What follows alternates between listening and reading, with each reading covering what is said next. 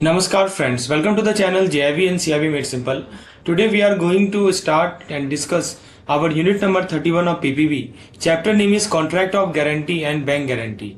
So let's get started and clear our basics regarding this particular chapter. So imagine your friend promised to pay you bill if you forget. So that promise is a guarantee, right? Your friend promised to pay you bill if you forget. So that particular promise is what we call as guarantee. Right, this is called guarantee.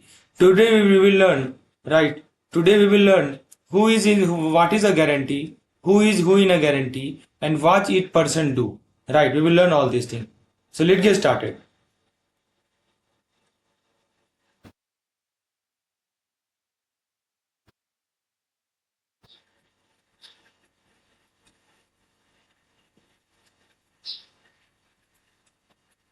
So, simple definition of bank guarantee is, as you can see here, that guarantee is a promise by one person to pay or to do something if another person failed to do it. Right? The guarantee is a promise by one person to pay or do something if another person failed to do it. In the context of banking, we have the term so-called bank guarantee. Right? The bank guarantee is a basically bank promise to pay money if the customer fail, right? So if the customer fail, then bank promise that I will pay money, okay? And it's like using the bank promise instead of keeping cash as a security deposit. So sometimes you use cash as a security deposit. Here we are not using cash as security deposit. Here we are using bank guarantee as a security deposit. So guarantee means promise to pay if someone else fails, right? Simply you can say promise to pay if someone else pay. That is called guarantee. If someone else fail. Now the three parties are in the guarantees are there. Who are the three parties? The first one is called the principal debtor. Principal debtor means the person who actually owes the money or must perform the task. Right? Principal debtor is the person who actually owe the money.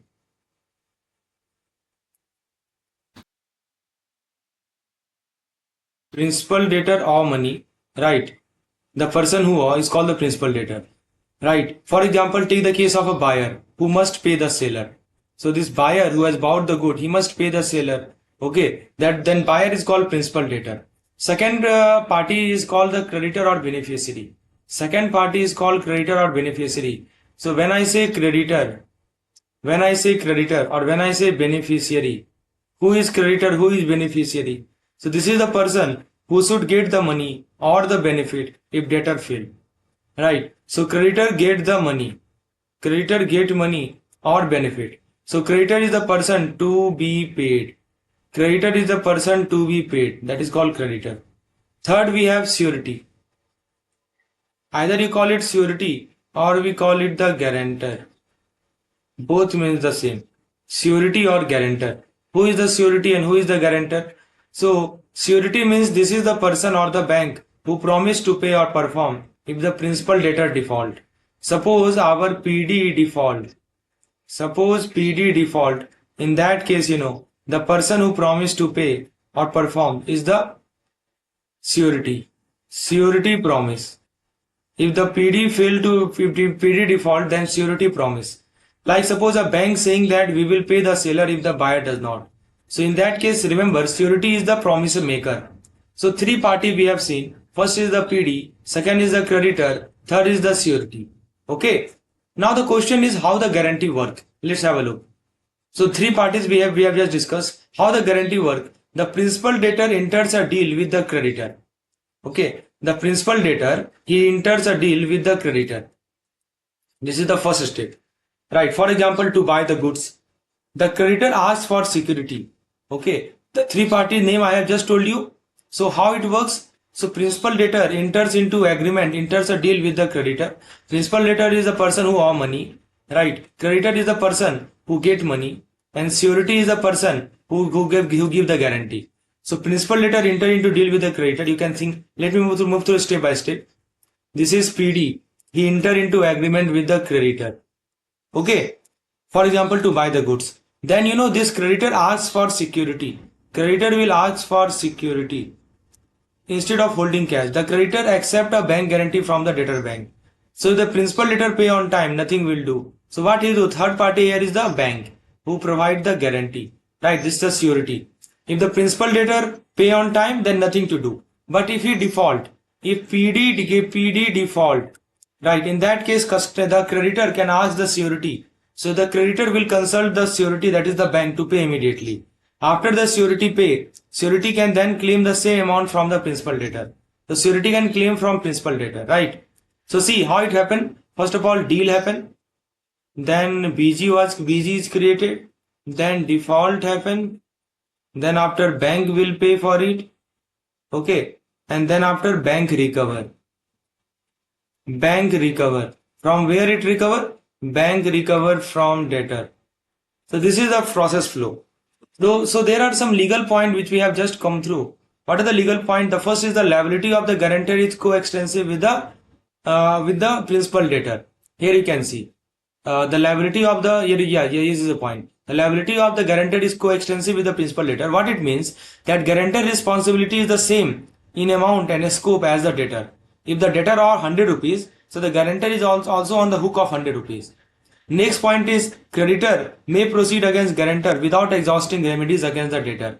See, you have seen this word, right? The creditor may proceed against the guarantor without exhausting the remedies against the principal debtor, which means the creditor does not have to try every way to get money from the debtor first. Sorry, the creditor does not have to try every way to get money from debtor first. The creditor can directly ask the guarantor, that means the bank, to pay. The creditor can directly ask the guarantor, right? This is the point. Creditor can ask the guarantor, that is the bank, to make payment. This is the point which is explained here. Now after paying, the guarantor can claim back from the principal debtor.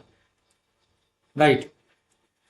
This is the point. The creditor can claim the same amount from principal debtor after paying the amount. What does it mean? It simply means the guarantor is not left out. It has the right to recover what it paid from the person who originally owed the money. So let me think of renting an apartment.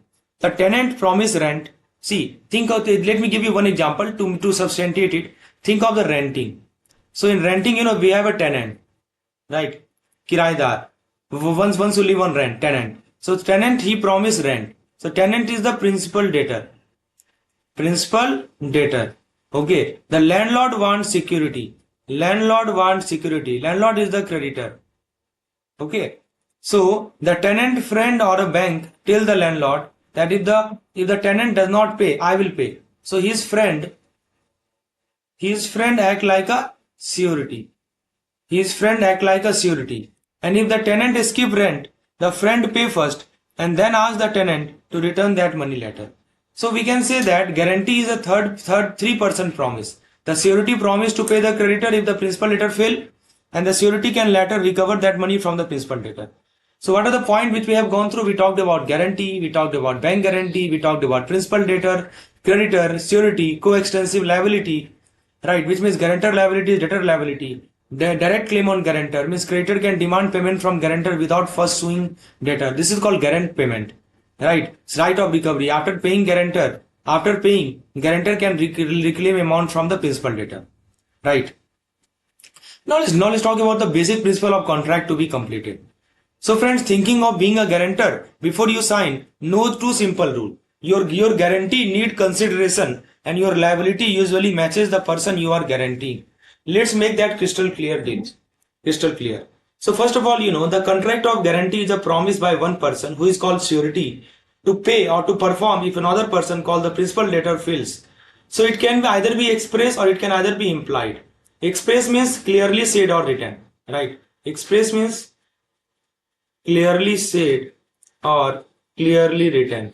What is the meaning of implied? Implied means you can read from action. That is called implied, right? So guarantee is a promise to pay if someone else fail.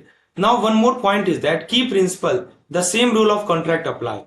That means all normal contract rule apply here also. So there must be valid offer and valid acceptance, right?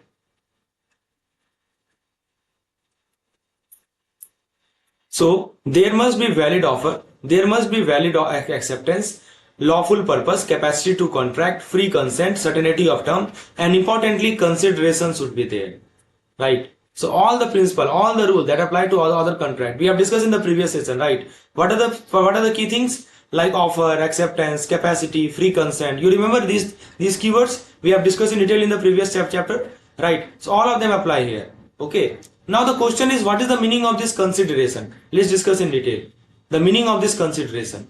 So friends, consideration means something of the value exchange for a promise. Something of value exchange for the promise. Or we can call it consideration, you can call it. It is the price of the promise.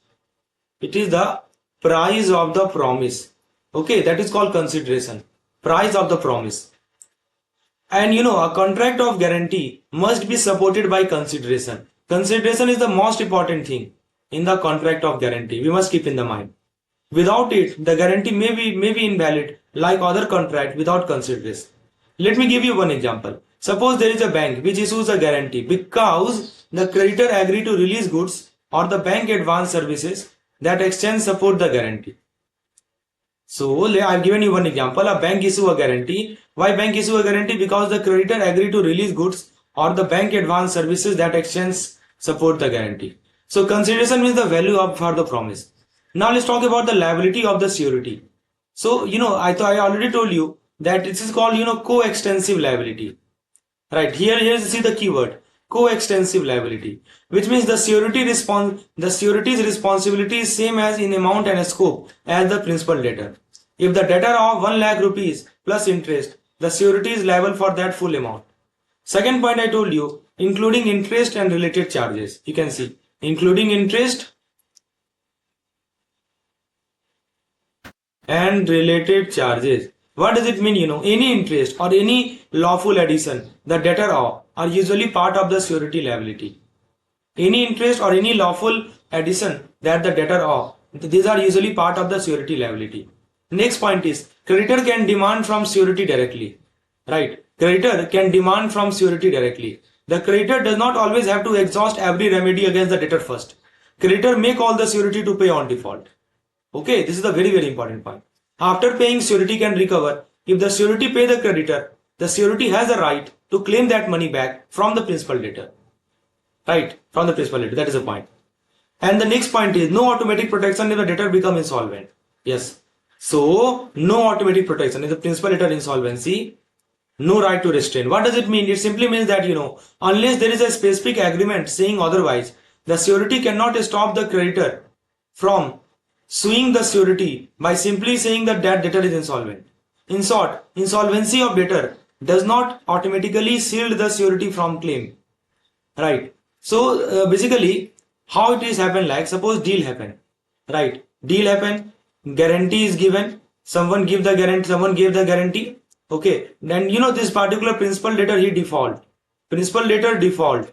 What will happen? That creditor, in that case, creditor, he asks the surety, right, to pay, and the surety will pay, and after paying he can recover from the debtor. Let me give you a real life example. Think of co-signing a friend loan. If your friend, that is a principal debtor, stop paying, the creditor call you, you are the surety, you pay, and later you can ask your friend to reimburse you. Your risk equal your friend debt. Your risk equal to your friend debt. That is the point. So one line we can say that guarantee need consideration and the surety liability usually matches the debt. Consideration is very important. What is the meaning of consideration? Which means guarantee must be supported by value exchange. Then we talk about coextensive liability, which means surety liability is equal to principal debtor liability. It includes interest. Then I told you about creditor remedy. So what is the meaning of creditor remedy? Creditor can claim from surety without exhausting all remedies against the debtor. So creditor can claim from surety. Right of recovery. What is the meaning of it? Surety who pay can reclaim from principal debtor. Okay. Surety can claim back the money paid to the original creditor from the principal debtor. That is called the right of recovery. This is called, the right of recovery. Now insolvency of debtor. What does it mean? Think about it. So insolvency of debtor does not automatically stop creditor from suing surety unless contract says so. So insolvency of debtor does not automatically stop creditor, does not restrain creditor from suing surety unless contract says so. Now friends, let's look at the next slide. Continuing guarantee, revocation of a continuing guarantee and death of surety. So friends, some guarantee cover just one deal. Other keep working for many deal. Today in this slide we will learn what a continuing guarantee means, right? How a surety can stop it, and what happens if the surety die. All in the simple English. Now first of all, surety. Either you call it surety or you call it the guarantor. Both are the same person. Which means the person or the bank who promised to pay or perform if someone else fail. That is called surety. Principal letter you are familiar with. Creditor you are familiar with. And then a word you will see here, continuing guarantee. What is the meaning of this continuing guarantee? It simply means that a guarantee that applies not only to single transaction but to a series of transactions. It applies to a series of transactions. That is the point.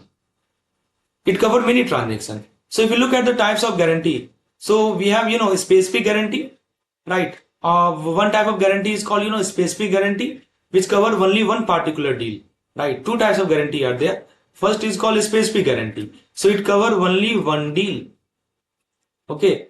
And second kind we have is continuing guarantee. What is a continuing guarantee? Continuing guarantee, it cover many deals.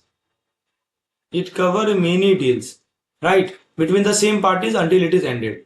Now the question is how liability work. Very simple. The surety liability normally matches the principal debtor liability, same amount, same scope. This thing I am repeating again and again. Surety liability and principal debtor liability are the same. And if the debtor or interest or other lawful charges, surety is usually liable for those also. So remember, simply we can say that this is the normal thumb rule to remember in this case. Coextensive word you might have seen, that liability same as debtor. So remember this word coextensive. Coextensive word means same liability of the surety and debtor.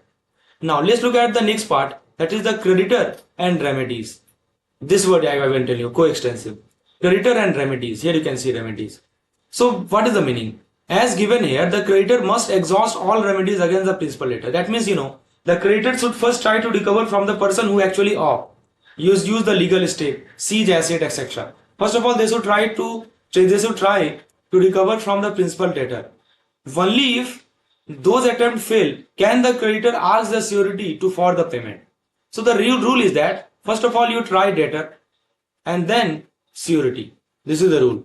Revoking a continuing guarantee. How do you revoke? So here we are talking about the revocation. A surety can stop a continuing guarantee for future deal by giving notice to the creditor. So what he does, he give notice to the creditor. Who give notice to the creditor? Surety give notice to the creditor. So that notice only affect the future transaction. So this notice we are talking about, they affect what? They affect the future transaction. Is it clear? It does not undo the surety liability for transaction that already happened before the notice. Right? So it can be, continuing guarantee can be revoked by the surety. That only affect the future transaction. It does not affect the earlier transaction. It does not undo the surety liability for transaction that happened before the notice. So the surety should give clear written notice and keep proof of that. So what we discussed, continuing guarantee, surety give notice, affect future transaction only. Now what happened after death of the surety? Very, very important. The death of the surety terminate the guarantee. It means it ends the guarantee unless the contract specifically say it continue after the death. Practically, that means creditor can still claim amount for transaction complete before death, but the guarantee does not cover new transaction after the surety has died. So let me give you a real life example to understand it. So imagine a shop give your friend a running credit at the shop. So suppose there is a shop. Okay, let me give you one example to make this clear. There is a shop that give your friend a running credit. Running credit like CC. Okay, at the shop. So this is a kind of continuing guarantee. Your friend parent promised to cover any bills. Okay. Now if the parent send a letter saying stop covering future bill, that is stop future credit, not the past bill. If the parent dies, the shop cannot use that promise for new purchase, right? But can claim past unpaid bill. So we can say that continuing guarantee recover many transactions until the surety revoke it by notice or dying, right? Or he dies. Revocation or death stop future coverage, but past debt still remain the surety responsibility. So what are the key points which we have covered here? First point I told you that surety is the person or the bank who guarantee. Continuing guarantee cover a series of transactions. A specific guarantee it cover only one deal. Coextensive liability means surety liability and the principal debtor liability are the same. Creditor remedy means must exhaust debtor remedy before suing the surety. A revocation means surety can revoke continuing guarantee for future deal by giving notice. And after the death of the surety and guarantee for future deal until guarantee end, right? For future until contract say otherwise. Now let's look at this particular slide. Now, can someone change the loan deal? Can one small change in the loan deal free a guarantee from responsibility? Yes. And there are few other simple rules that every guarantor must know. Let's make them easy. First of all, when we talk about guarantee, it is someone promise. Remember, guarantee is someone promise. Guarantee is someone promise to pay another person debt if that person, that is the principal debtor, fails to pay. So guarantee is a promise made by the person, that is the surety, to pay the principal debtor if the debtor failed to pay. I think you know it very well. Right. Now variance in terms of contract. What is the meaning of this term variance? See, variance means any change in the original deal between the debtor and the creditor. That's called variance. So on one side we have debtor, on one side we have creditor, and there is a deal between them, and deal vary. So any variance, any change in the original deal between the debtor and creditor, like changing the repayment date and lowering the interest or altering the collateral, that's called variance. Okay. Now the point is that why it mattered to the surety. If the creditor and the debtor changes the deal without the surety consent, they did not. You can see now any change in the term of contract without the surety consent. Okay. So if they change the deal without the surety consent, the surety is discharged from the liability. He becomes free of the liability for future transaction that arise after that change. So any future transaction that arise after that change, since he was not taken, since his consent was not taken, right? So that's why he become discharged or free of the future liability. I hope it is clear. So quick rule is that don't change the deal behind the surety back. That can release the surety from future responsibility. Changing without surety consent means surety discharge for future deal. Simply you can say, right? Now, discharge of principal debtor. What is the meaning of this discharge of the principal debtor? See, when is the surety discharged because the debtor is discharged? If the creditor releases the principal debtor from debt, right? So, if the principal debtor is released from the debt by the creditor, for example, pardon the debt, sign a release, or does something that legally free the debtor, so surety is also discharged for that. That is the point. If principal debtor is discharged, then surety also get discharged. That is the point. Now the question is, why does surety consent matter? Why the consent of surety matter? Let's understand it. Any settlement or any action that reduces or that cancel what the debtor owes affect the surety too. So any settlement or any action that reduces or cancel what the debtor owes, any settlement that reduces what the debtor owes, right, usually affect the surety also. It has effect on surety also. So the creditor should get the surety consent before making such settlement. Otherwise the surety can be freed. Creditor must consult the surety before making any such changes. Let me give you a short example. Suppose that a creditor agreed to fully write off a loan. Right? Creditor agreed that I will fully write off a loan. Okay? That is given to a debtor. The surety cannot later be forced to pay that written off amount because he get immediately discharged of that particular liability.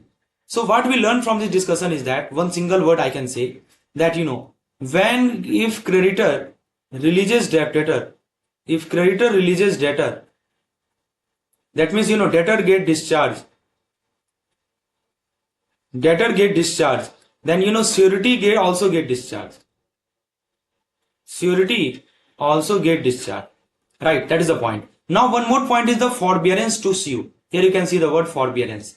You know what it means? Forbearance means delaying or refraining from suing or enforcing remedies. Like the creditor decide not to take legal action immediately. That is called forbearance.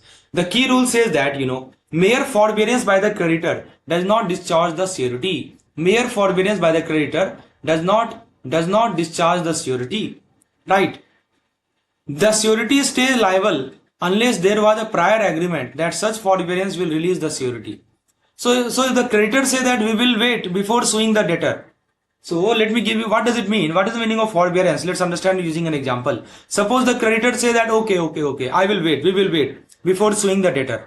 We will wait before the suing the debtor. That alone does not free the guarantor unless the guarantor has agreed to be discharged by that waiting. Right. So what does it mean of this word? What is the meaning of this word? It means that, if there is a delay in suing,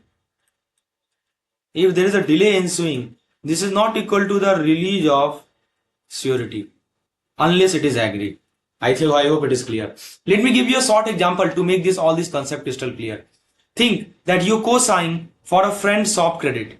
Your friend has taken a shop credit and you co-sign. If the shop and your friend changes the bill term without telling you, right,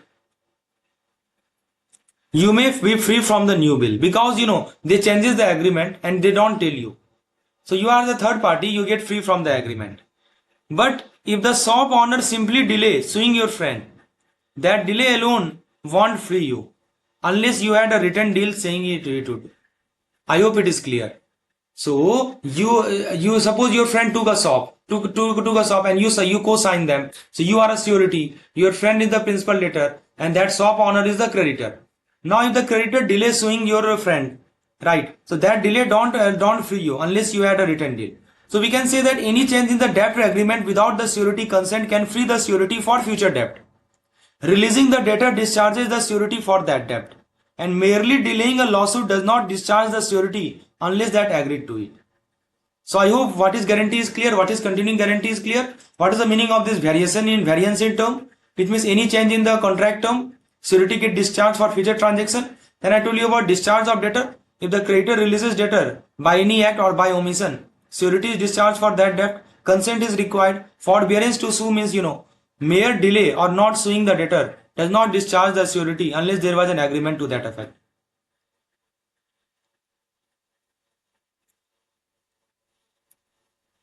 Now friends, if you pay someone else's debt as a guarantor, how do you get your money back and what protection do you have? Let's break it down in simple words. So here are some words that you will see. Surety, I think you know it. Principal debtor, you know it. Creditor, you know it. Right? So security are the collaterals. Now first thing is that if the surety pays, how he recover? Step by step, let's understand. So the surety pay the creditor because the principal debtor defaulted. Principal debtor defaulted, so surety pay the creditor. After paying, the surety has the right to claim the money back. He has the right. He can claim their due from the debtor.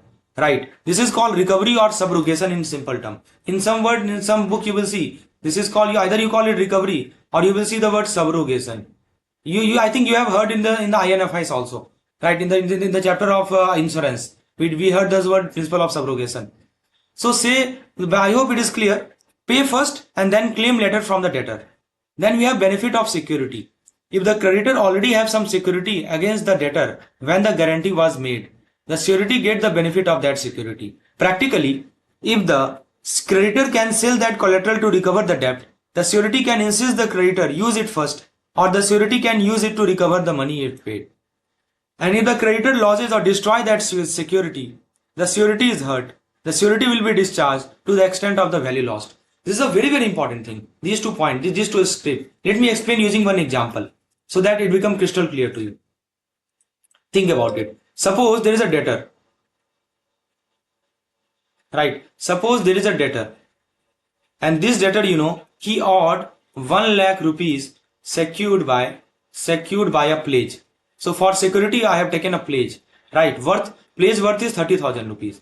Pledge worth is 30,000 rupees. Right. At the time of guarantee. Now if the creditor carelessly loses that 30,000 security, the creditor loses. Suppose carelessly this particular creditor loses this 30,000. So the surety liability reduced by 30,000. Now surety liability will be how much? Only 70,000. Because total debt owed was 1 lakh. But this creditor has lost this 30,000 because of its, carelessness. So the liability of surety will decrease by 30,000 and it will be 70,000 only. So security exists at contract, surety benefit. Security lost, surety liability reduces by that value. I hope it is clear. These are the 2 points. Now, implied promise to indemnify. So in every guarantee, there is an implied promise. You can see the word written here. In every guarantee, there is an implied promise that the principal debtor will indemnify or reimburse the surety. Indemnify or reimburse the surety. Right. That means when you act as surety and pay, the law assumes that the debtor promised to repay you. You don't need a separate written promise for that right to exist. So I can say like this: if I pay for you, you are automatically expected to pay me back. That is a point. Next point is recovery of sum rightfully paid. The surety can recover any sum which is rightfully paid. Any sum which is rightfully paid from the guarantee, under the guarantee, that is money paid legitimately to the enforce the guarantee. The surety cannot claim money paid unfairly or by mistake without legal ground, but for proper payment, the surety has a clear right to recover. I hope it is clear. When a guarantee is invalid, very very important. We are talking about the condition under which guarantee is invalid. See, if the guarantee was obtained by misrepresentation, sometimes you know what happened. That guarantee is obtained by misrepresentation or by concealing the important facts, right? Like keeping silent about material circumstance. Then that guarantee become invalid. In short, we can say if the creditor lied or hide key fact to get surety promise. So let me give you some simple example to make it more clear. Let's take one example. Suppose you co-sign a loan, right? And later pay the bank because your friend stopped paying. So this is you, right? And you co-sign a loan with your friend and later pay the bank. You pay the bank. You pay the bank because your friend stopped paying. So you can ask your friend to return that money. If the bank has a pledge like your friend gold and bank lost it, you are worse off. Your responsibility reduces by the value of that lost pledge. If the bank lied to you before you signed, you might not even have to pay. So what we learned from these two slides, let me just summarize. I told you that if you pay as surety, you can recover your payment from the debtor. You benefit from any security the creditor had at the time of guarantee. And if the debtor is implicitly bound to indemnify you, but the guarantee obtained via lies or concealment, they are completely invalid. So some points which we have talked now: surety recovery. Surety can claim bank money paid from the principal debtor. He can recover money from the principal debtor. First point. Second point is the benefit of security. If the security is available, then sureties get benefited. Then loss of security. I told you that if the creditor loses security, surety discharge. Implied indemnity means debtor is automatically expected to reimburse the surety. That is called implied indemnity. Then I told you about right to recovery, which means surety may use legal remedy to recover the sum rightly paid. And invalid guarantee, you know it very well, that misrepresentation or concealment of material fact can void a guarantee.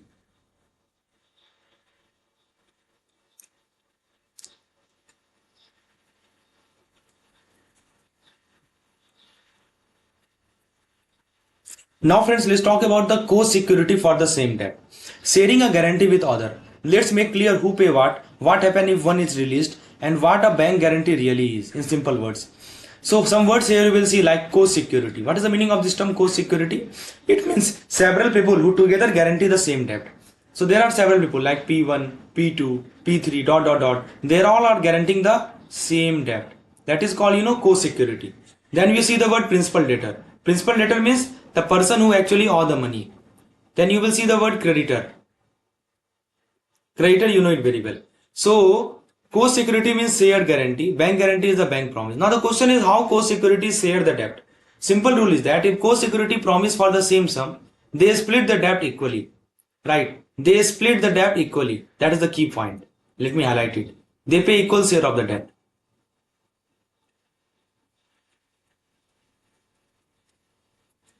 So let me give you one example to have more clarity of it. Let's suppose that debt left is 1,20,000. Okay, and three co-security are there, A, B and C. Though they have equal promise. So each will pay how much? Each will pay 40,000. That is the 1,20,000 divided by 3.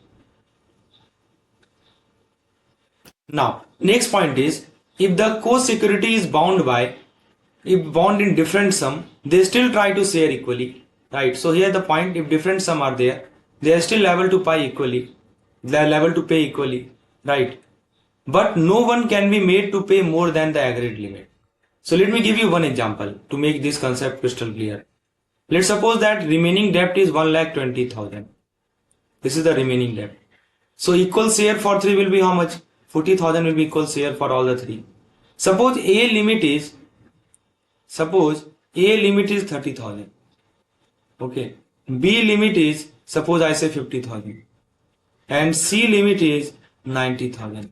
These are the limit: A limit, B limit and C limit. So A can only pay 30,000, right? A will pay how much? A will pay only 30,000 because it limit 30,000. Okay. So A pay 30,000. Remaining debt is how much? Remaining debt is 1,20,000 minus 30,000, which become 90,000. So now B and C the 90,000 equally. So B will share 45,000 and C will share 45,000. right? Both are within their limit because B is less than 50,000 members then and C also. So final share is like this: A 30,000, B 45,000, C 45,000. So what we learn from this discussion is that total debt is divided equally. Total debt is divided equally. Then you check each limit, and adjust or redivide. As you can see, the total in this particular case, remaining debt was 1,20,000. There were 3 co-securities, so divided them equally. So divide by how much? Divide by 3. It will give us 40,000. Now A limit is suppose 30,000. So A cannot exceed 40. Cannot give 40,000. A can only pay 30,000, which is the limit. So A will pay 30,000 because his limit is 30,000. The remaining 90,000 will be divided equally between the remaining two. I hope it is clear. That is the point. So these things are not given in your book. This example I am giving you to make the concepts more clear. Now the next point is release of one co-security. Here you will see what is the meaning of it. If the creditor releases one co-security, that does not free the other co-security from their liability. Please remember this key point.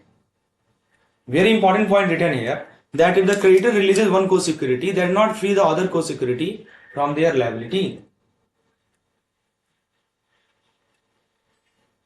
Is it clear? Now friends, the statement given also say that the surety release remain responsible to the other surety. The surety release remain responsible to the other surety. Which means what? That the released person may still owe contribution to the remaining co-security. So what I told you in this particular slide, so practical tip is that co-security should get any release in writing and check whether it affect contribution right between the co-security or not. So what we have just discussed, let me summarize. I told you that release by creditor is not equal to everyone freed. Check the release term carefully. Now let's switch our focus to the next part, that is the bank guarantee. Let's talk about the bank guarantee in detail. So you know that bank guarantee is a promise by a bank to pay a third person if the bank customer fail to perform or pay. So bank guarantee is a promise by whom? Promise by a bank to pay the third person. Bank promise to pay the third person if the bank customer, who is the principal debtor is the bank customer, if the bank customer fail to pay. So it's kind of trilateral contract. You can see the keyword trilateral contract. Okay, involving the principal debtor, who is the customer, and it involve the creditor or beneficiary.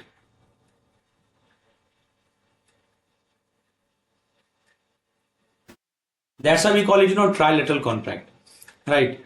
And it is used in business. Buyer's bank guarantee the seller that payment will be made if the buyer default. So seller need not keep cash as security. So what we learn from this discussion is that, bank guarantee is bank pay if the customer fail, and parties are customer, bank, and beneficiary. Think of the real 3 friends co-signing for a small or for a shop credit. If one friend can only afford a small share, the other make up the rest. If the shop owner forgive one friend, the other still owe the shop, and the forgiven friend may still owe the other co-signer unless the release say so, unless the release say otherwise. If a bank guarantee payment, right? If a bank guarantees payment, it's like the bank telling the shop, if your customer does not pay, we will pay. So what we learn from here that, co-security normally split a debt equally, subject to each one limit. And releasing one co-security does not free the rest. And the bank guarantee is the bank promise to pay on its customer default, which is a third party deal. So we have learned some different thing, equal share, right? If bound for some divide equally. Different limit are there sometimes. Pay equally as far as their limit permit. If the release of one does not discharge other, right? Release of one does not discharge other. Now let's talk about the different kinds of bank guarantee or BG we have. So friends, a bank guarantee is basically that the bank is saying that if my customer fail, I will pay. Today we will see who is involved and the main type of bank guarantee in simple English word. So now you know that bank guarantee is a bank promise to pay a certain amount to a third person if the bank customer fail to meet an obligation. So simple word we can say that whenever we write BG, what is the meaning of BG? BG means bank will pay if customer default. If customer default, then bank will pay. That is called BG. Right. Now who are the parties? So applicant is there. Right. 3 parties are there. Applicant and borrower, the beneficiary, and the guarantor bank. Okay. Applicant is the bank customer who asks for the guarantee. Then beneficiary is the person or the company who will get paid if the applicant failed. And guarantor bank, you know it very well. Okay, the three parties are there. Now the question is, what kind of contract is it? So remember, they are collateral contract or or consequential contract. What does it mean? Which means it exists because of the main deal between the applicant and the beneficiary. In short, the bank promise support a separate main contract for goods, service or payment, and the bank step in only if the customer fail. So let me explain it using one example. So we can see that this is a kind of main contract between applicant and beneficiary, right? Bank guarantee support it. Now main type of bank guarantee that we have. So like we have the three guarantee, FG, PG and DPG. Let's start with the FG. FG is a promise, financial guarantee. Let's talk about. It's a kind of promise, it's kind of promise that used instead of the customer depositing cash, right? So they are issued in lieu of the customer requirement to deposit a cash security or earnest money and carry the same credit risk as the extension of the credit. Now what it is a kind of promise which is used instead of the customer depositing cash. Why it matter? Because it protects the beneficiary money just like a cash deposit would. Let me give you one example of the FG, right? Let me give you one example of the finance guarantee so that you can appreciate it.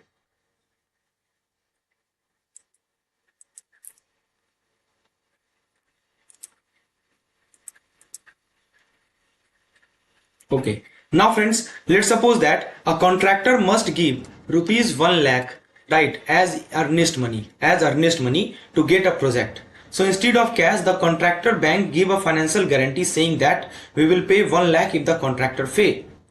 One point is that when a bank issue a financial guarantee, the bank is taking on a credit risk. Yes, the credit risk is taken by the bank. Remember it. Bank is taking which kind of risk? Credit risk. Okay. If the customer is weak, the bank could have to pay. So financial guarantee is substitute for cash deposit and earnest money. Then we have PG. PG means performance guarantee. Performance guarantee means it is an irrevocable promise by the bank. So the key word here is irrevocable. That cannot be revoked back. Right, by the bank to pay if the customer failed to perform a non-money obligation. Right. So like completing work on time. Now the question is why it matter? Because beneficiary use it to be sure work or obligation will be completed. So let me give you an example. Like suppose a builder promised to finish a bridge. If they don't, the employer call the bank performance guarantee and get money to hire someone else. So the key word here is irrevocable. What is the meaning of this irrevocable? That's why I have highlighted it several times, because this word is very, very important. Let me highlight it. Irrevocable, you can see.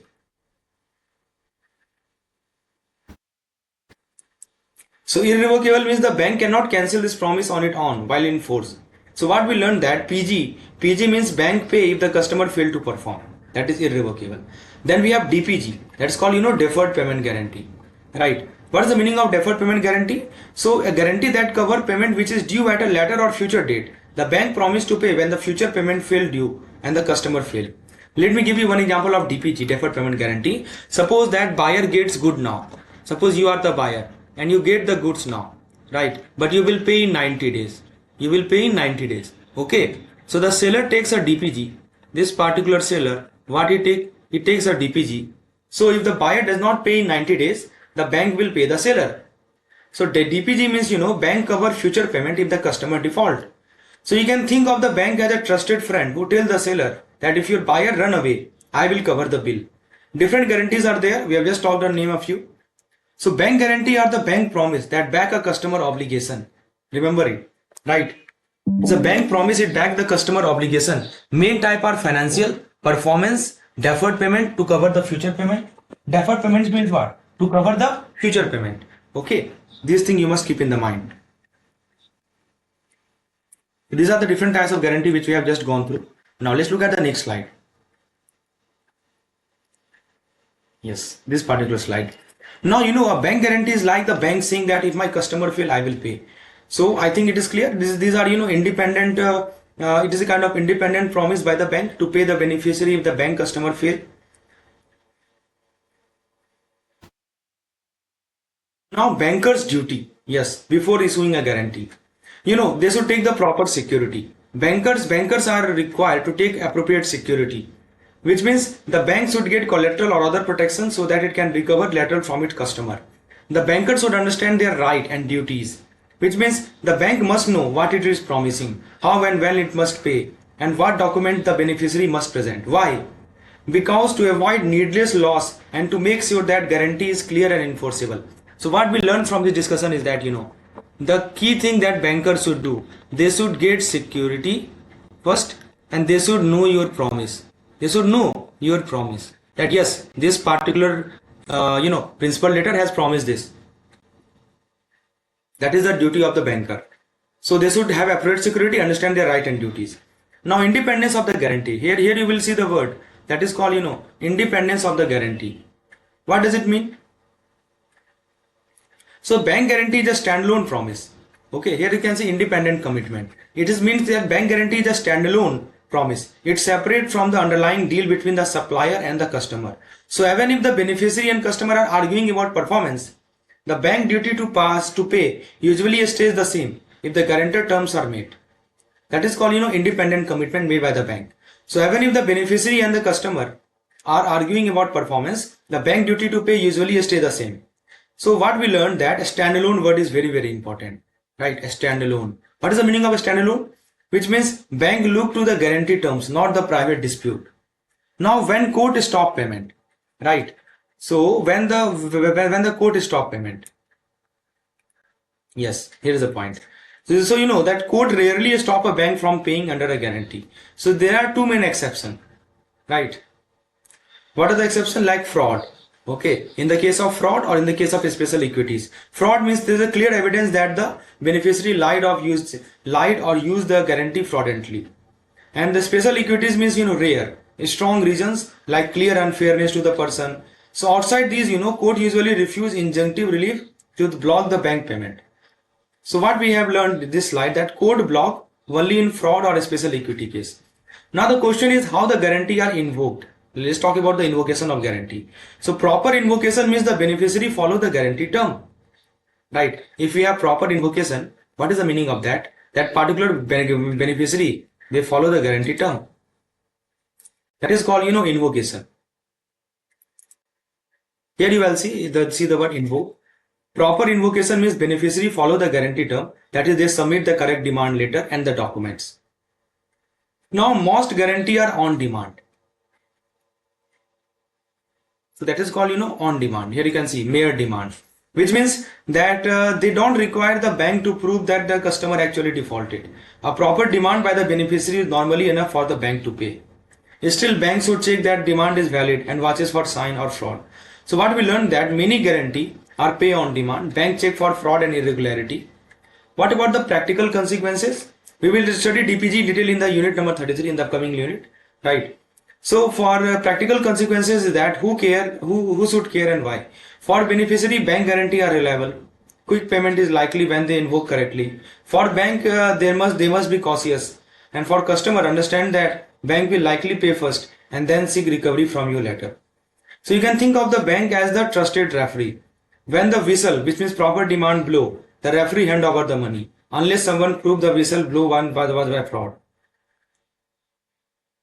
So what are the things that banker must do? We have just talked now that they must take security and they must know the rights and duties before issuing the thing. We have just talked about bankers are required to take these two measures. Then we talk about, bankers' duty to honor guarantee. Court injunction rarely granted, only for fraud. So court, most of the time court do not reject any bank guarantee, only for some exception which I have just talked now. On demand nature, I told you that many guarantee require just a proper demand, no proof of default. Bank caution, I told you, check demand, watch for fraud, recover from customer later. So bank guarantee are the lifeblood of commerce. You can call them, lifeblood of commerce. And one example is given in your book, right? Let's understand this example. What happens if the bank guarantee is called, but the customer company is going into liquidation? Yes, very, very good question. Suppose that the customer company is going to liquidation, right? And the bank, bank invoke guarantee. Bank guarantee is called. What will happen? So in that case, let's understand with court example and clear rule for the bank. So a bank guarantee is a bank promise to pay on demand, and the court normally allow bank to honor this promise, except in rare case we have discussed it. Let's take one case of tax Mako. Right, let's look at this particular case, tax Mako. Tax Mako tried to stop the bank from paying a performance guarantee invoked by STC. Who invoked it? STC invoked it. Performance guarantee was invoked by STC, and this tax Mako tried to stop this bank from paying a performance guarantee. Now High Court ruling. High Court, bank say that bank pay if the guarantee says so, unless there is a special equity or clear fraud. Unless in these two cases are not there, the bank must pay whenever the guarantee is revoked. Okay. Now, Supreme Court ruling says that bank commitment must be honored without court interference except for fraud or irretrievable injustice. So what we learned from this discussion is that on-demand bank guarantee are mostly unchallengeable by the customer in the court. Mostly they are unchallengeable. So see the keywords, unchallengeable. So what we learned from this tax Mako case, very important learning we have. So we learned that bank must pay unless there are two cases like fraud or a special equity. Now second example given in your book is the Maharashtra Electricity Board versus official liquidator, this particular case. Right, let's look at this particular. What happened in this case? That Cochin Malleable Private Limited, there was a company. Remember this case study, sometimes case study question are asked. So the Cochin Malleable Private Limited company, they gave a bank guarantee of 50,000 as earnest money to the Maharashtra State Electricity Board. They gave BG of 50,000 to the MSEB, Maharashtra State Electricity Board Bombay, as per the terms of the contract.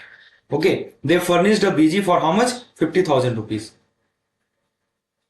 Now bank promises unconditional payment of 50,000 within 48 hours on written demand by the board. So whenever board will demand this PG, right, bank promise to provide them within 48 hours. Now twist is that company was ordered to wind up. The company was ordered to wound up. Right. So board action, what the board action taken? The board ordered called the bank to pay 50,000 under the guarantee. Board called upon the bank to pay the guarantee amount of 50,000. The official liquidator tried to stop payment, claiming the company could not be liable since it was being wound up. Yes, the official liquidator filed an application to restrain the board from releasing the amount, saying that since the companies were ordered to be wound up, so they could not claim payment under the guarantee. What was the court observation in this case? Let's understand. So the court says that bank liability under the guarantee is independent of the company winding up. Right. They were independent. They were not affected by the winding up of the company. Bank guarantee, right. That is the point. As long as the guarantee is properly invoked, the bank must pay. The company insolvency does not automatically stop the bank payment. This is a very important case study. Right. So what is the learning from here? Let me summarize what I told you, that remember BG, bank guarantee, is independent promise. Bank guarantee is an independent promise. If properly invoked, if you invoke BG properly, then pay even if company winding up. Pay even if company winding up. Right. So BG is an independent promise. Just remember it. Very important aspect. Right. BG is an independent promise. Properly, if it is properly invoked, pay even if company winding up. Right. So what we learned from this discussion is that bank guarantee are independent. Court usually don't interfere. Payment on demand means the terms say that pay on demand, bank must honor it. Exception are there only fraud case and Indian irretrievable injustice. They can stop the bank payment. And then I told you about company insolvency. What I told you about company insolvency? That I told you that winding up of the customer does not free the bank from paying under guarantee. Okay. So independent promise plus on demand means bank have to pay. Exception are, just remember these words. Independent promise plus on demand. Right. So in these two cases, bank have to pay. Exceptions are fraud case. Fraud case is one exception and special equity case is another exception. Like suppose your friend give a guarantee to pay someone 50,000 if the company fail. Right. Now, even if the company is closing down, your friend must pay if the guarantee is clear, unless someone prove fraud or clearly unfairness. So what I told you that bank guarantee are mostly untouchable by court if properly invoked. Bank pay promptly, regardless of dispute, regardless of the customer insolvency, unless fraud or special justice is seen. That is the point. So same thing I am repeating multiple times. Why I am repeating it? So that you can comprehend it very easily. Now friends, what happened when the company goes into liquidation but its bank guarantee is called? So here we are seeing initially the official liquidator got order restraining the board from claiming the guarantee from the bank. Supreme Court overruled it that bank must pay under the guarantee even if company is in liquidation. Now bank is bound to pay within 48 hours. One more thing is that you can see here written here that bank is bound to pay the amount within 48 hours of the demand. Right. That is independent of the company default or liquidation status. Now let's talk about the bank responsibility versus board beneficiary responsibility. The bank must manage securities, right? It hold to recover itself after paying under the guarantee. So bank must manage the security which he hold to recover itself. And the board and beneficiary has no role in reimbursing the bank. Yes. Right. The board or the beneficiary has no role to reimburse the bank. The risk of recovery lies with the bank. Very, very important. The who share the risk of recovery? The risk of recovery lies with the bank. So recovery will be handled by the bank with whatever security it has hold. And board just receive payment. Board receive payment. This Maharashtra Electricity Board, they receive the payment. So what we learn from the discussion is that surety liability is same as the principal debtor. Remember it. Right, I told you na, under section number 128, this is the same thing which you are observing. In this case, bank is acting like a surety and this is coextensive with that of principal debtor. So implication for bank guarantee is that, bank as a guarantor is liable even if the principal debtor is bankrupt or under liquidation. Right. So what we can say that bank liability is coextensive with the customer liability. Now let's look at bankruptcy, liquidation and discharge. So customer bankruptcy or liquidation does not absolve the bank. Here's the key point, does not absolve the bank from paying under the guarantee. Even if underlying contract is suspended under some law, bank duty to pay the guarantee is unaffected. Bank pay regardless of the customer, right? Bank pay regardless of the customer, bankruptcy or contract. So imagine a bank promised to pay 50,000 rupees if the customer fail. Even if the customer company closes, bank still has to pay that money to the beneficiary. Later, the bank can recover from the customer estate, but the beneficiary get their money promptly. So bank must honor guarantee quickly within 48 hours, right? Independent of the company liquidation, bankruptcy or suspension of the contract. I hope it is clear now. So these two slides clearly explain the same thing. Now friends, can a bank refuse payment under a guarantee? Let's break it down. I told you a bank guarantee is an independent promise by the bank. So here are the keyword that it is a kind of independent promise. And the court will enforce it in a special case of fraud and inequity, right? In general, court does not touch these cases. The exception are the fraud case. Okay, so one example is given that a contractor, let's look at this example. There was a contractor, right, who was declared an unemployment relief undertaking and their contract was suspended. Who was declared unemployment relief undertaking and his contract was suspended. High Court ruling is says that no injunction was granted to stop the bank from paying the guarantee because there was no special equity in this case. As there was no special equity in the favor of contractor, that's why no injunction was granted to stop the bank from paying the guarantee. The key takeaway is that that the bank duty to pay is independent of the contractor situation unless fraud or special equity is proven. So what we learned from this discussion is that I can write it down in a single word that contract suspension. Contract gets suspended. Contract suspension is not stop bank payment. This is the High Court ruling.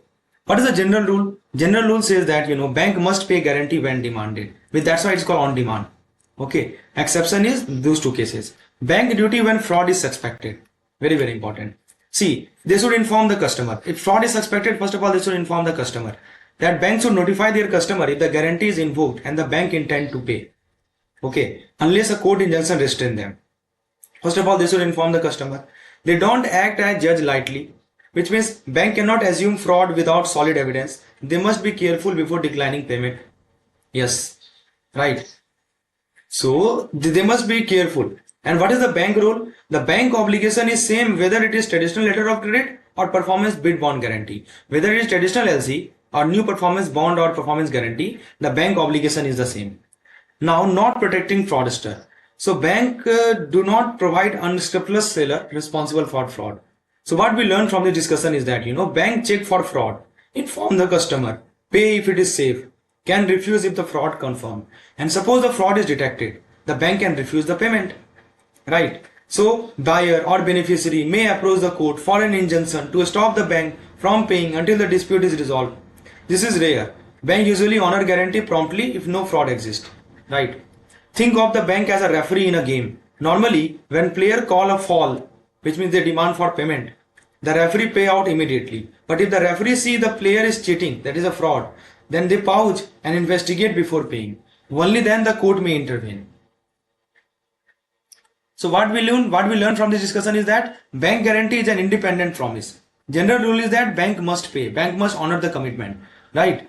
Exception is there if there is a clear knowledge of fraud or special equity, right? What is the bank duty? We have just discussed it.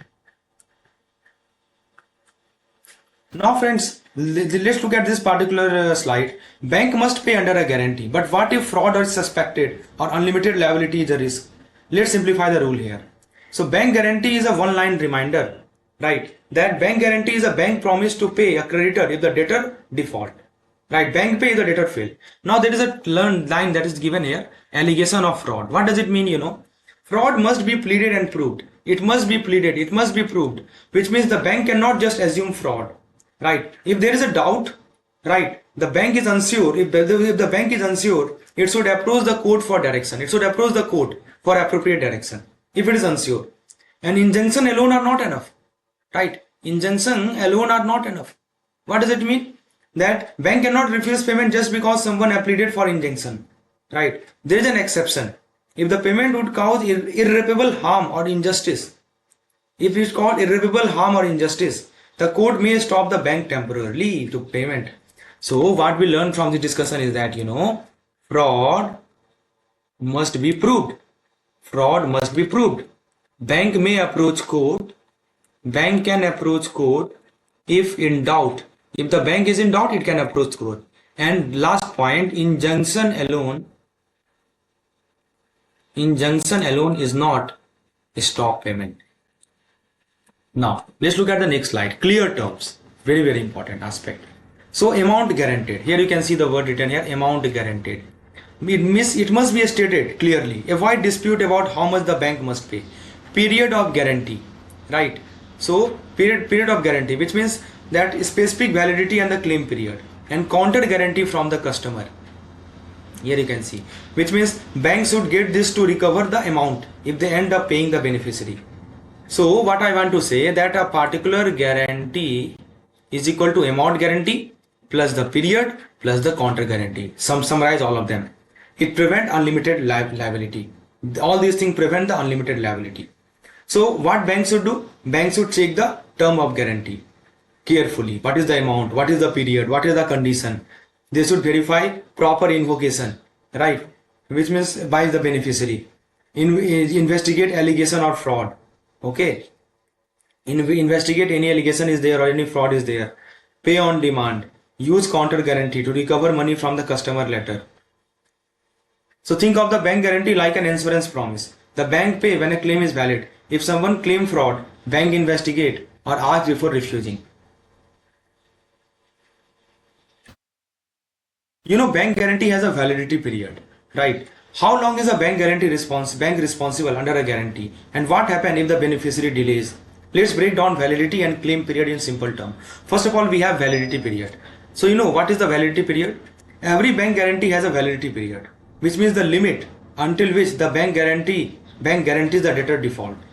The key point is that the creditor or the beneficiary can only claim for default that happened within this period. So obviously that is the meaning of validity, right? This is the limit that means under which the creditor or beneficiary can only claim. Default occurring after the validity period, then bank cannot be held liable, right? So if the default beyond this date, then bank cannot be held. You cannot hold the bank liable in this case. So what we learned that validity period is the maximum time bank guarantee debtor default. Now there is something called claim period. Claim period gives the beneficiary additional time to make a claim after the validity period end. So after the validity period end, there is some claim period which is the additional time given to the beneficiary to make the claim. Usually this is few months longer than the validity period. This ensures that beneficiary don't lose their right to claim due to minor delay. So claim period means extra month that to claim after the validity period. Now there is a historical perspective which is section number 28 of the Indian Contract Act. So before January 1997, what happened? That standard clause required the beneficiary to claim within 3 to 6 months. Right? A standard clause required beneficiary to claim within 3 to 6 months. Right? As the bank liability ended, beneficiary argued this was unfair. Right? So this was a challenge. So after 1st January 1997, standard limitation clauses in the bank guarantee were declared illegal. You can see a standard limitation clauses in the bank guarantee was declared illegal. Right? So what we have seen? We have seen here that pre 1997 claim within 3 to 6 months. Post 1997, right, standard limitation clauses was made illegal.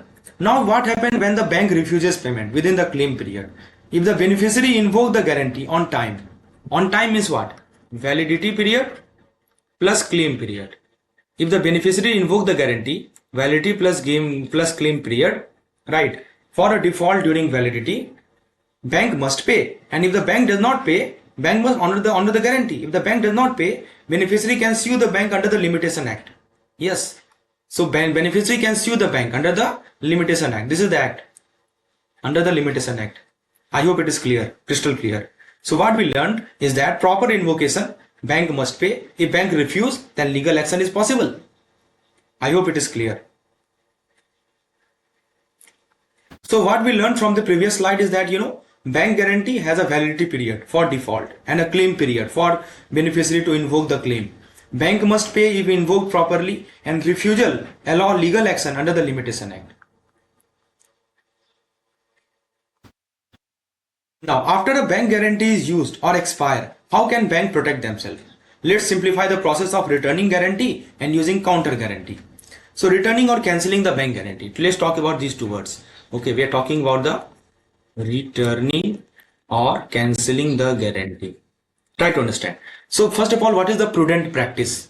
Right, prudent practice. Banks should insist that bank guarantee is returned after the claim period end. Bank guarantee should be returned after the claim period ended. Alternatively, obtain a certificate from the beneficiary. Right, the certificate should be obtained from the beneficiary certificate. Right, confirming that there are no claim pending under the guarantee. So what we learned here, that return guarantee or get no claim certification. Either you return guarantee or you get no claim certificate. Right, it closes the bank responsibility. Now counter guarantee come indemnity. What it is? So there is something called counter guarantee come indemnity, which means to protect itself, the bank take a counter guarantee come indemnity from its customer. This is a legal promise by the customer to pay the bank any amount the bank may have to pay under the guarantee. So this counter guarantee is a kind of customer promise to reimburse the bank if the payment is made. This is called counter guarantee, right? So these two things bank does take: counter guarantee or no claim certificate after the claim period has ended. Now, what are the key points for drafting counter guarantee? So it must cover all the amount paid to the creditor under the guarantee, right? So it should cover the all amount paid to the under the guarantee, and it should include some expenses which is connected with the guarantee, like cost of attorney, any interest, any other related cost. So counter guarantee protect bank. It should include principal, interest, legal cost, etc., etc. I hope this is quite understandable. Now, payment under a bank guarantee, precaution to be taken. So friends, when a bank is about to pay under a guarantee, it must be very careful. Let's see the key precaution bank follow to avoid risk. First of all, in the context of counter guarantee, you look at it. Why it is important? Because bank may require a counter guarantee from the customer to protect against the delayed payment, to protect against taxes and other levies. So the counter guarantee include an indemnity clause. In this, there is an indemnity clause and stay valid as long as the bank guarantee exists. So what we learned is that, this counter guarantee is the bank safety net. It is the bank safety net for delayed payment, for taxes, for levies, right? What is the value of the counter guarantee? What to check? So the strength of counter guarantee depends on the financial standing of the customer, right? So the value of counter guarantee depends on the financial standing of the customer. Tangible securities. Here you will see the word tangible securities. Tangible securities should be obtained to secure the counter guarantee. What can be tangible security be? It can be fixed deposit, financial security, immovable property, right? So counter guarantee value is equal to financial standing plus tangible security. So what are the precaution for payment under bank guarantee? check proper invocation, properly invoked or not. This should be checked, which means ensure that beneficiary has a properly requested payment under the law. Then Delhi High Court view. Delhi High Court view was that beneficiary must disclose the cause of action. Beneficiary has to disclose what? The cause of action. That they should explain why payment is due, right? And the Calcutta High Court view is that invocation does not need to be exact or punctilious, which means that minor technical error do not stop the payment. So ensure that counter guarantee or indemnity is in place before paying.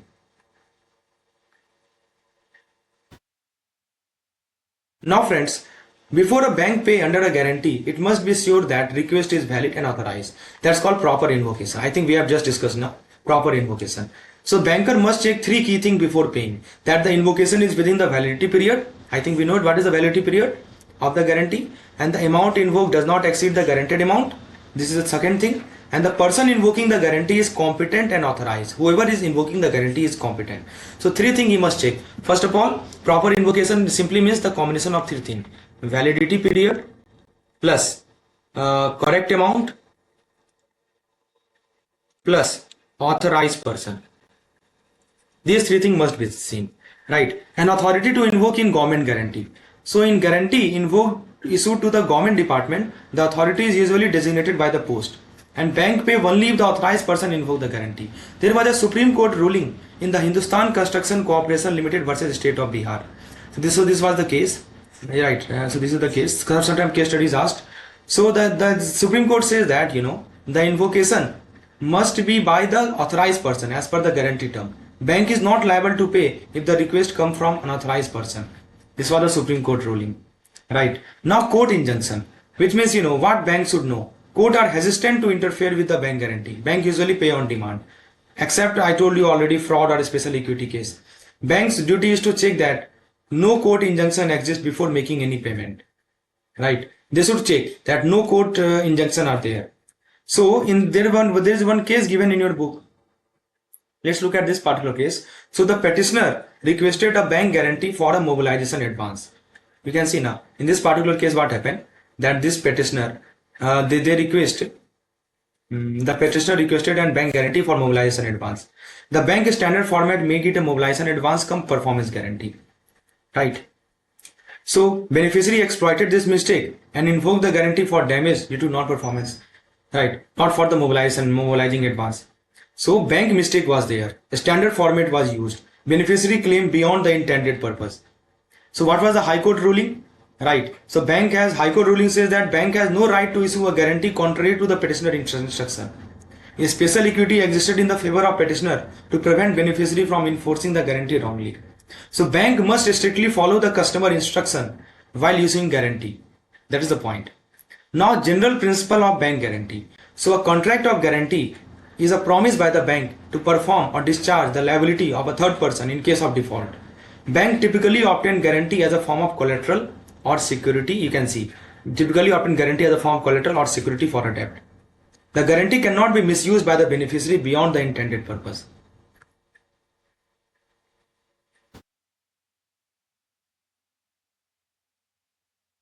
So friends, bank guarantee are widely used in the business, but do you know how bank issue them safely? So bank guarantee, I think we are discussing it several times. It is primary and independent of the customer contract with the beneficiary.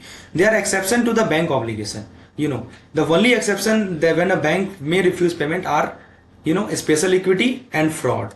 Fraud means it must be proved without doubt. A special equity, it means in the favor of debtor. So I think the main concept is crystal clear. The word is repeated again and again. Okay. So that is all we need to learn in this particular chapter. I hope I have explained everything, every cases.